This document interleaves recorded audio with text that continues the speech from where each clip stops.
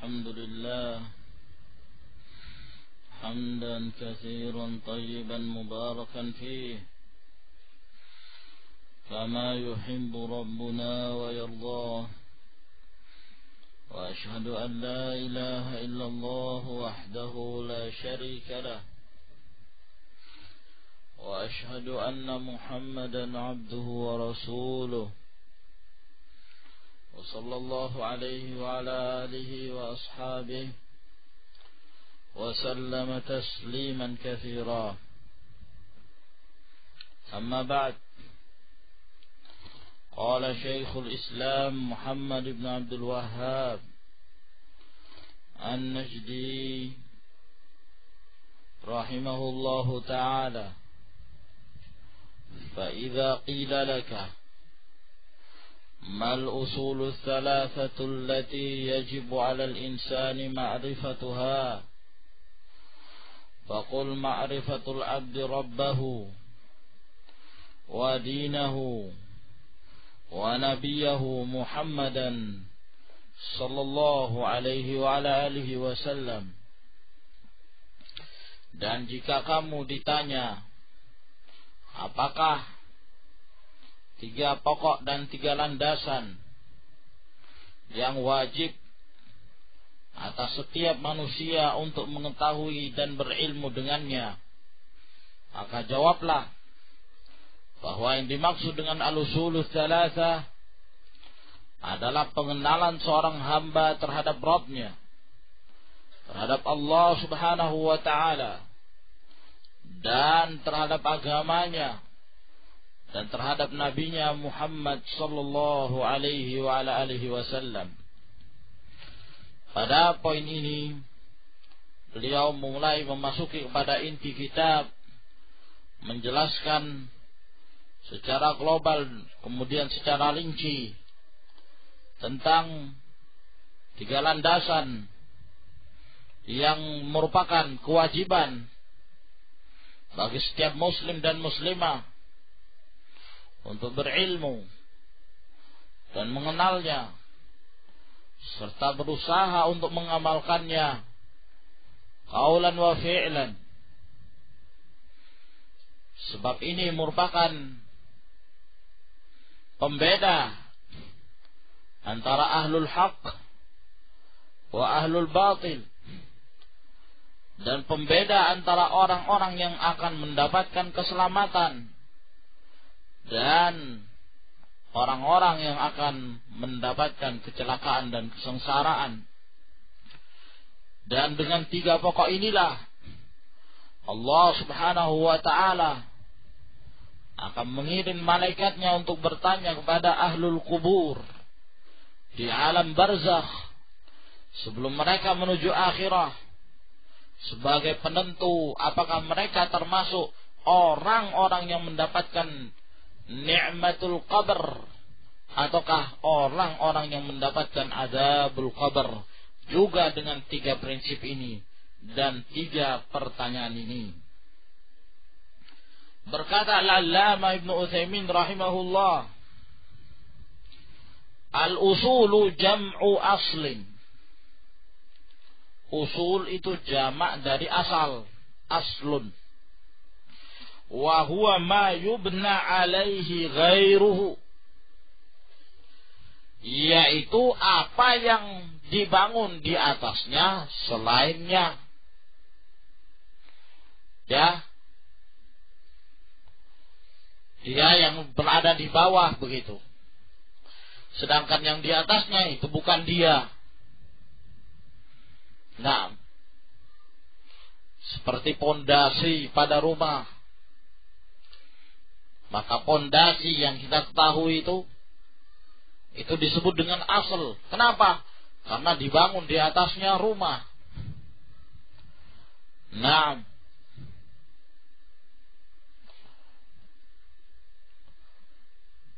dan lawan dari asal adalah al-far'u.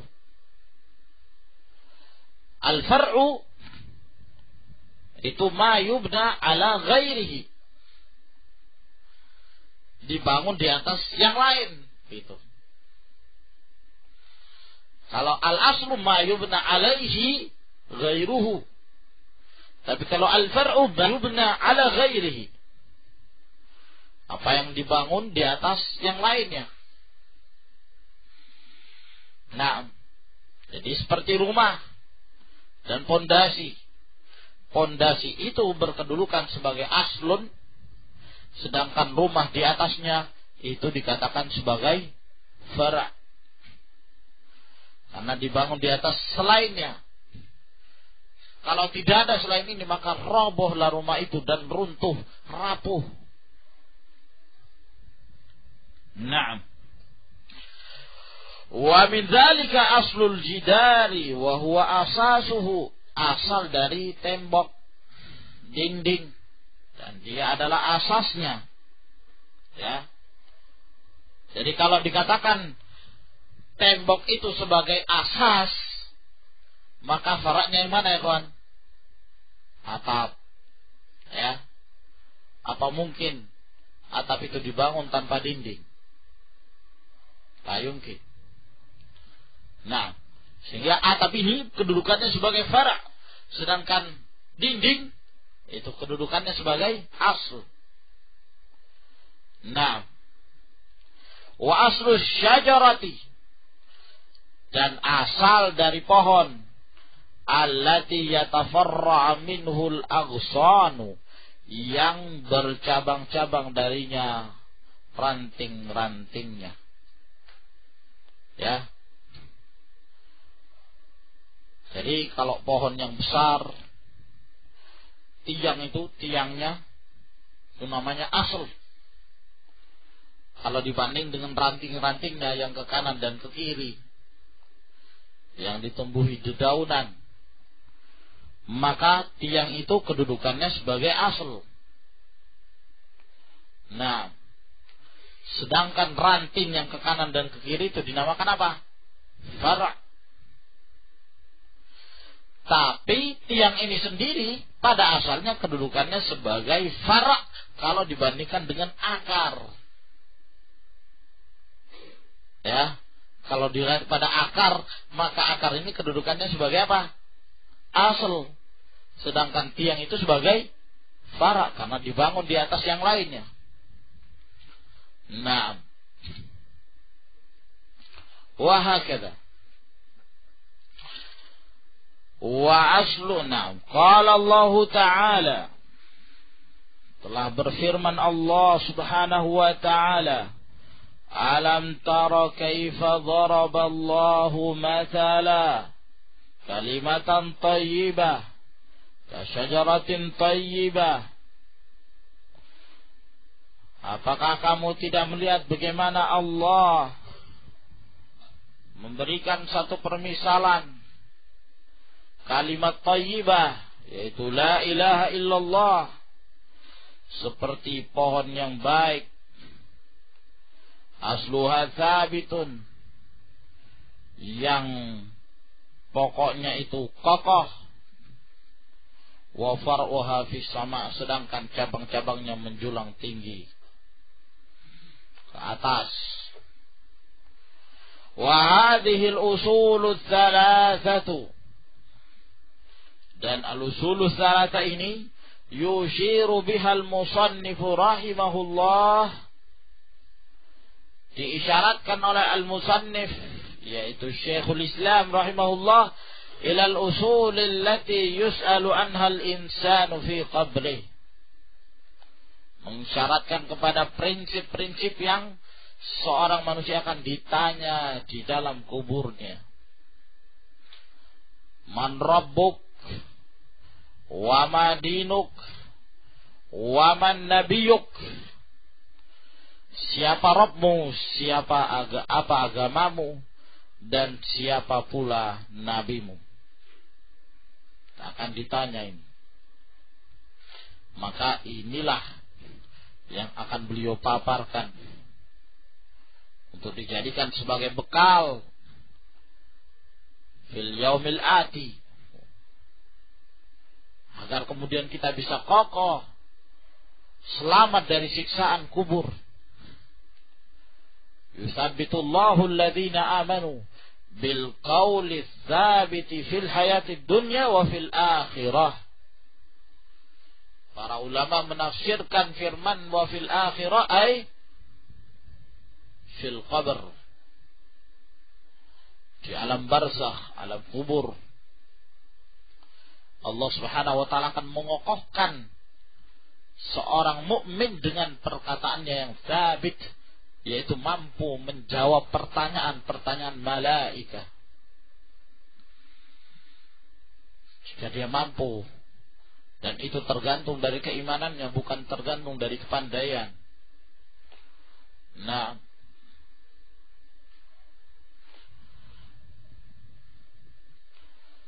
yajibu 'alal insani ma'rifatuha. أورد المؤلف رحمه الله تعالى هذه المسألة. Al-Muallif rahimahullah ta'ala mendatangkan masalah ini bisighati su'al, dengan bentuk pertanyaan. Ya. Fa idza qila laka, jika ada yang bertanya kepadamu, jadi bentuk tanya jawab. Naam. Wa dzalika min ajli ayyan tabihal insanu laha. Yang demikian itu agar manusia itu memperhatikannya, karena ini masalah penting. Dan biasanya dalam bentuk tanya jawab itu lebih memahamkan orang, lebih mampu untuk menjadikan seorang itu cepat memahami satu permasalahan. Li'annaha mas'alatun 'azimatun wa usulun kabirah. Karena ini masalah yang besar dan prinsip-prinsip yang besar. Wa inna maqala, dan sesungguhnya beliau mengatakan, inna hadhihi hiyal usulul thalathah allati yajibu 'alal insani ma'rifatuha. Sesungguhnya ini merupakan 3 prinsip pokok yang wajib atas manusia untuk mengetahuinya. Li'annaha hiyal usulul lati yus'alu anhal mar'u fi qabri. Karena ini merupakan usul, pokok-pokok dan prinsip yang seseorang akan ditanya tentangnya dalam kuburnya. Idza dufina, ketika dia dikuburkan. Wa tawalla anhu ashabuh, dan kemudian orang-orang yang mendatangi kuburannya dan yang menguburkannya, mereka sudah balik, sudah pulang kembali ke tempat-tempat mereka. Atahu malakan, maka di saat itulah datanglah 2 malaikat. Siapa namanya ya ikhwan?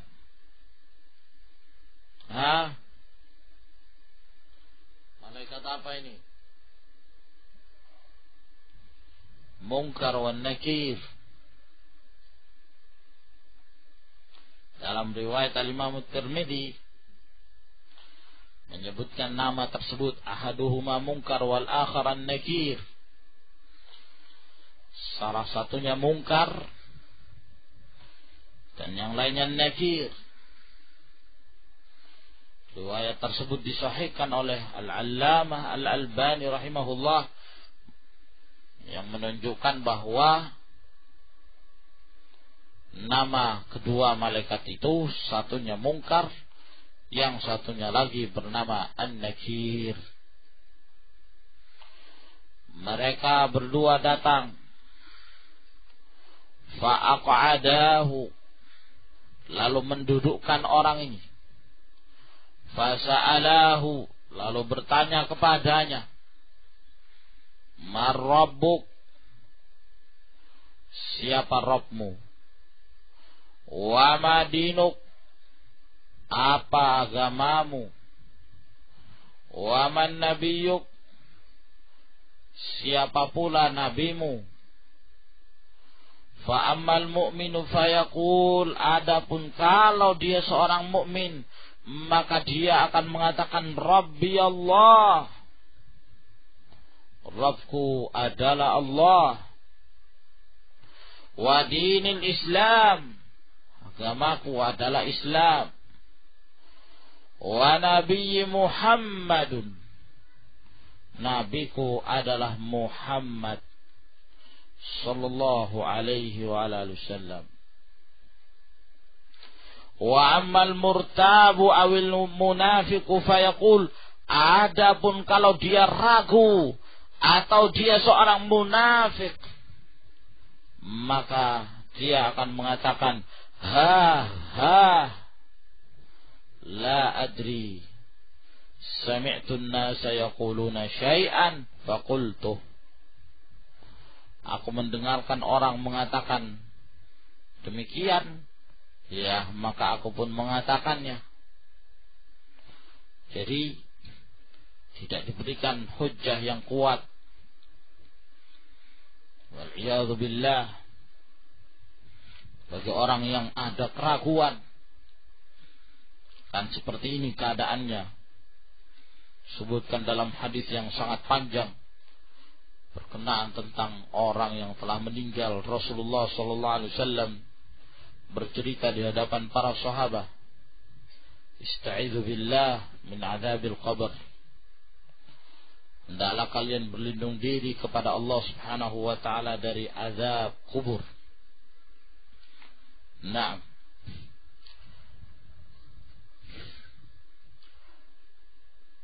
faqul, maka jawablah kalau ada yang bertanya kepadamu, apa itu 3 prinsip yang akan ditanya. Ma'rifatul abdi rabbahu.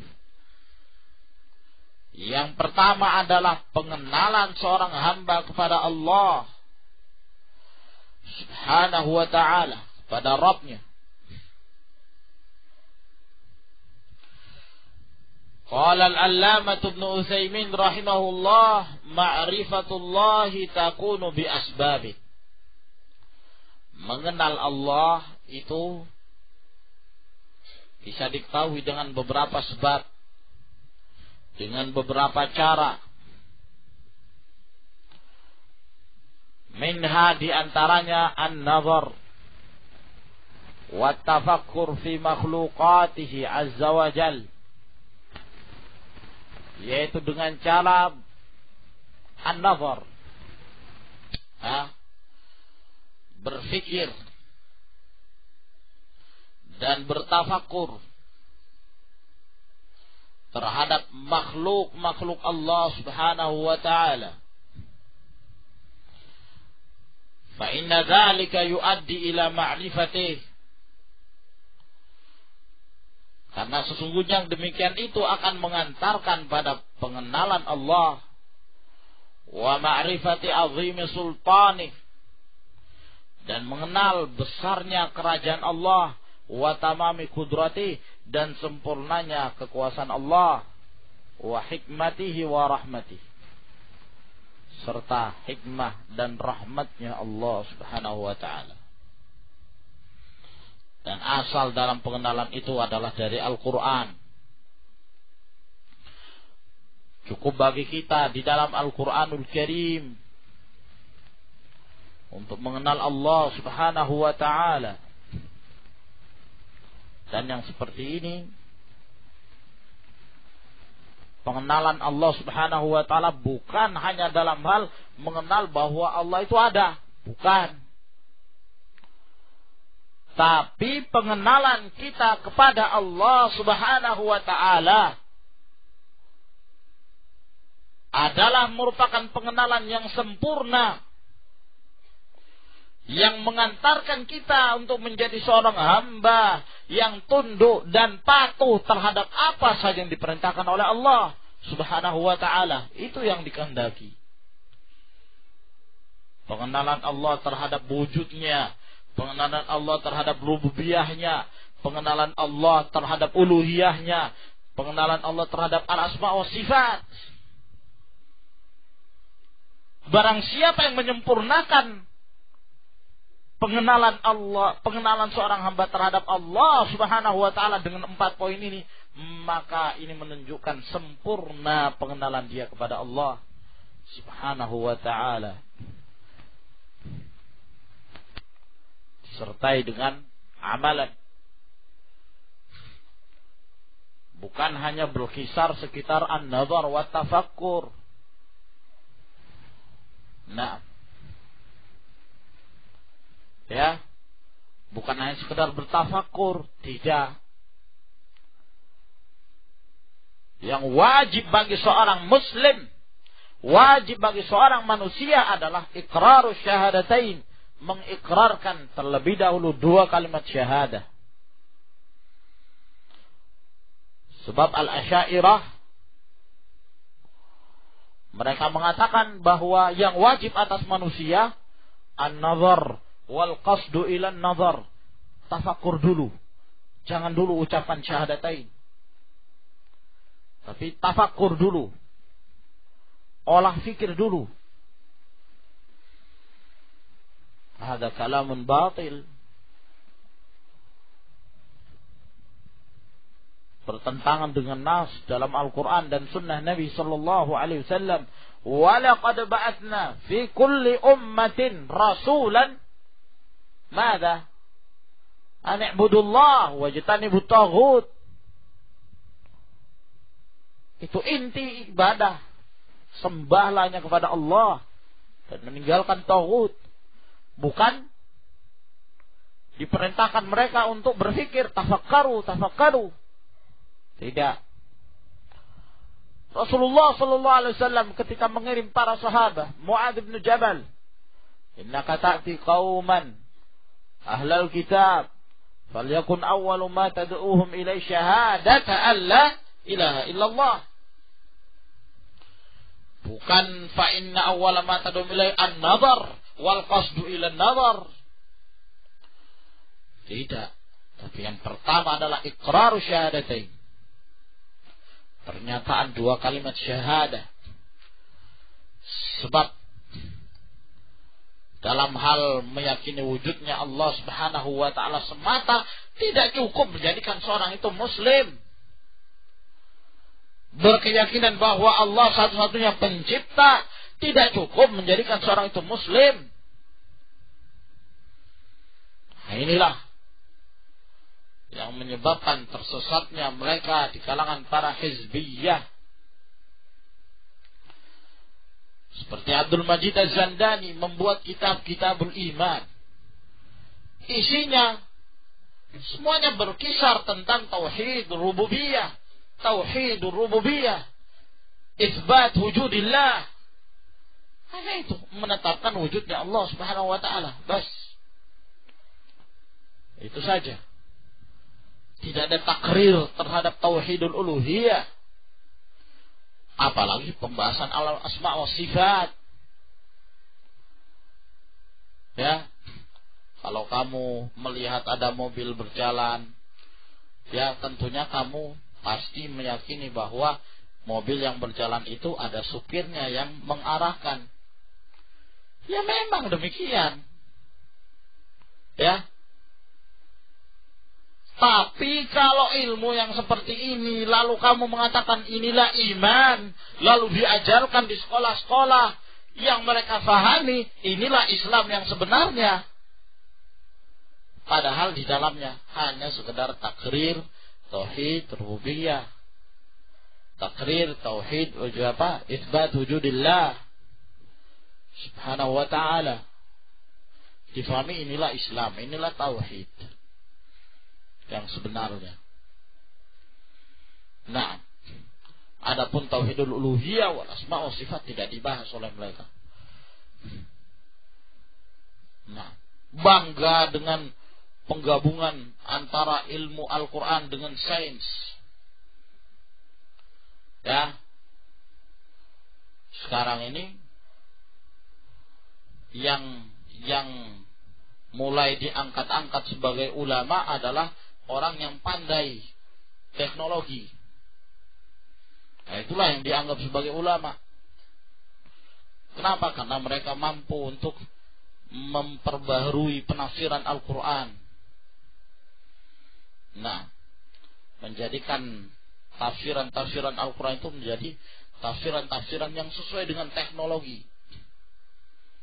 Ya, menyesuaikan Al-Quran dengan sains. Sehingga kaidah-kaidah barat,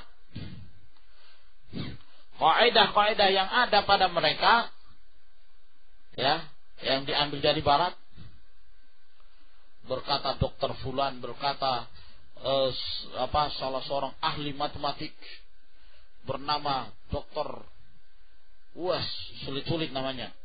Nah,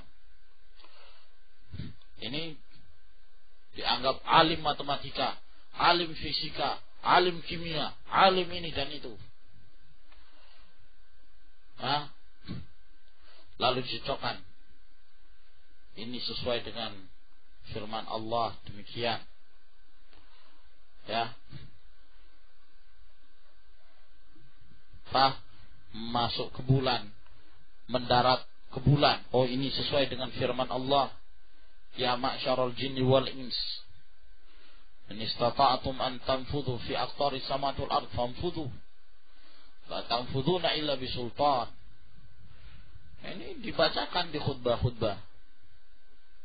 Nah, ya, yang lain juga demikian. Alhamdulillah, Syekh Shalih Al-Fauzan rahimahullah berbicara dalam masalah ini. Bid'ahnya melakukan penafsiran Al-Quran dengan sains. Syekh Rabi' satu makalah beliau membantah salah satu risalah yang menyebar di Saudi. Nah, yang juga menyanjung-janjung ilmuwan-ilmuwan kafir barat. Jadi yang diperkenalkan kepada kaum muslimin, berkata seorang alim matematik, doktor, profesor fulan bin fulan, itu diperkenalkan.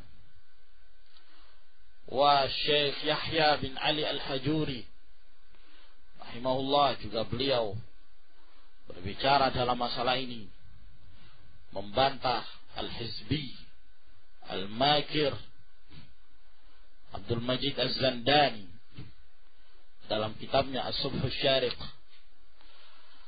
Nah, menjelaskan secara ilmiah berdasarkan dalil dari Al-Quran dan Sunnah, membatalkan perkataan-perkataan Zandani, ya, yang mentakrir kaidah-kaidah barat lalu berusaha untuk disesuaikan dengan Al-Quran. Kalau barat menyatakan bahwa yang menjadi pusat tata surya itu matahari, maka ini berusaha disesuaikan dengan Al-Quran.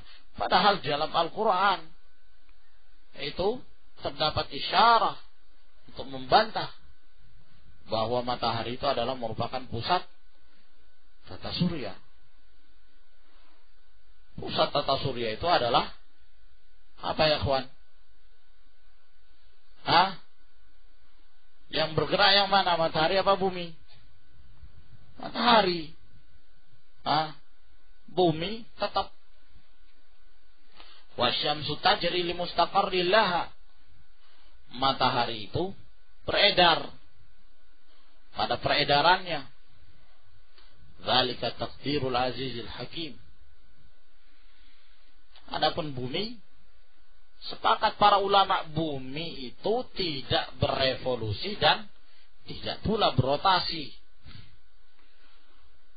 Tahu revolusi ya Bilal? Tahu, ngerti? Aina Bilalun? Apa itu revolusi?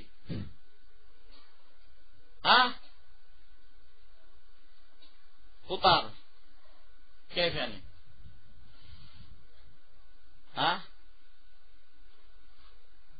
Bumi mengelilingi matahari. Kalau rotasi mana ya Zubair?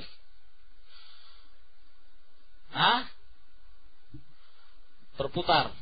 Nah, coba bayangkan kalau bumi berotasi, pusing kita.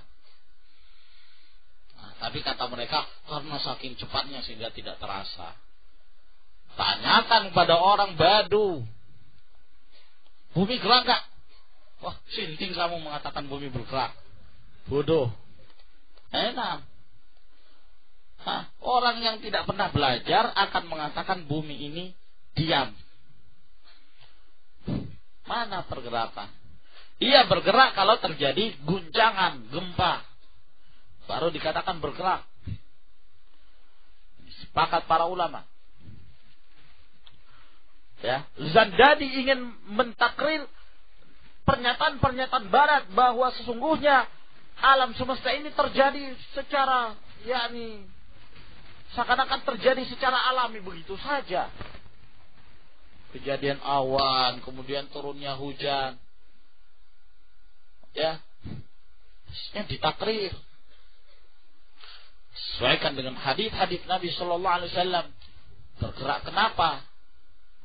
Allah Subhanahu wa taala memerintahkan para malaikat untuk mendorong awan tersebut kepada apa yang dikehendaki Allah, di tempat mana yang dikehendaki Allah Subhanahu wa taala.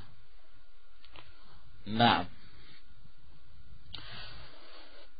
qala Allah taala awalam yanzuru fi malakutis samawati wal ardi wama khalaqallahu min syai'in. Apakah mereka tidak memperhatikan di kerajaan langit dan bumi dan apa yang Allah ciptakan dari sesuatu? Wa qala azza wa jalla innama a'idhukum biwahidah. Sesungguhnya aku menasihati kalian dengan satu nasihat. Antaqumu lillah, yaitu kalian berdiri untuk Allah Subhanahu wa taala, bangkit dalam beribadah pada Allah masna. Apakah kalian berdua atau lebih daripada itu? Wa furada, ataukah kalian sendiri-sendiri? Summa tatafakkaru, kemudian kalian memikirkan. Nah, wa qala ta'ala inna fi khalqis samawati wal ardi wa ikhtilafil laili wan nahar la ayatin liulil albab.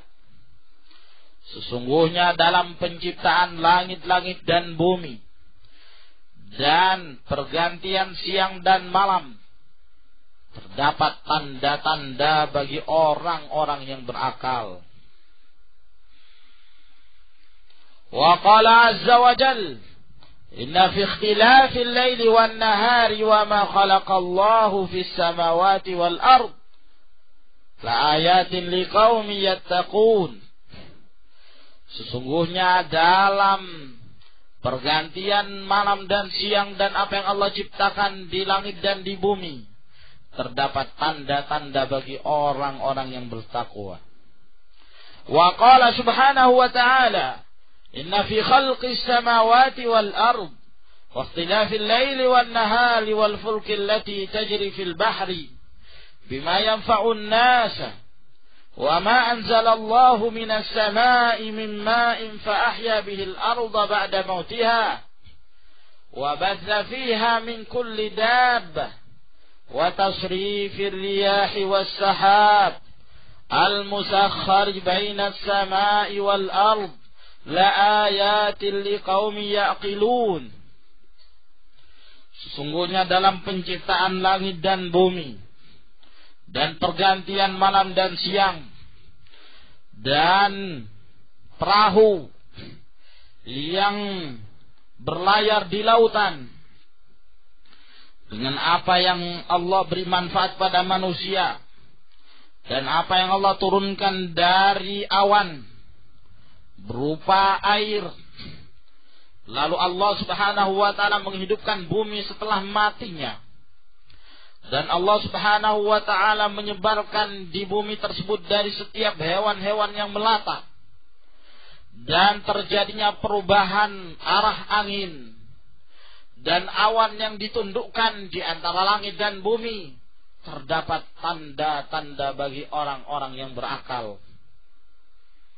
Ini semua adalah takrir itsbati wujudillah wa takrir tauhid rububiyah untuk mengantarkan seorang beribadah kepada Allah Subhanahu wa taala dengan bertauhid.